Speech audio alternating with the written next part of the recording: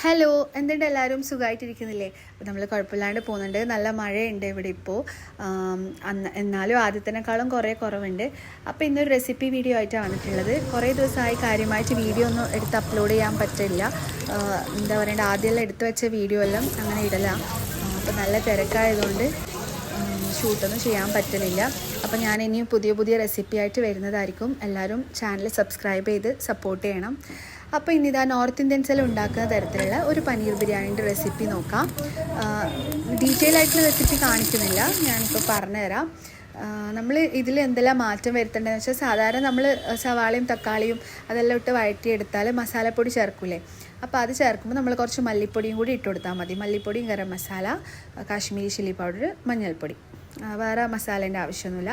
അതുപോലെ തന്നെ സവാളയിൽ ഇതേപോലെ ബ്രൗൺ കളറാക്കി എടുത്ത് അതൊന്ന് മസാലയിലൊന്ന് ആഡ് ചെയ്ത് കൊടുക്കുക. പിന്നെ കുറച്ച് നെയ്യ് ഇട്ട് കൊടുക്കണം. പിന്നെ ഇതാ ബാസ്മതി അരിനെ കൊണ്ടാണ് അത് നമ്മളൊന്ന് ഊറ്റിയെടുത്താൽ മതി. 80% വേവാവുന്ന സമയത്ത് ഒന്ന് ഊറ്റി വെച്ചാൽ മതി. പിന്നെ അതിന് ശേഷം ഇതേപോലെ എല്ലാം ലെയർ ആക്കി ഇട്ട് കൊടുക്കുക. അപ്പോൾ അതെല്ലാം നോർമലായിട്ടുള്ള രീതിയിൽ തന്നെ ഉണ്ടാക്കിയെടുക്കാം. പക്ഷെ നല്ല ടേസ്റ്റേനും ആക്കിയിട്ട് എല്ലാവർക്കും ഇഷ്ടപ്പെട്ടു. ഞാൻ പെട്ടെന്ന് ഉണ്ടാക്കിയെടുത്താൽ ഡിന്നറിന് അങ്ങനെ പെട്ടെന്ന് ഷൂട്ട് ചെയ്യണമെന്ന് വിചാരിച്ചിട്ടില്ല. അതുകൊണ്ട് ഡീറ്റെയിൽ ആയിട്ട് എടുക്കാണ്ടിരുന്നത്.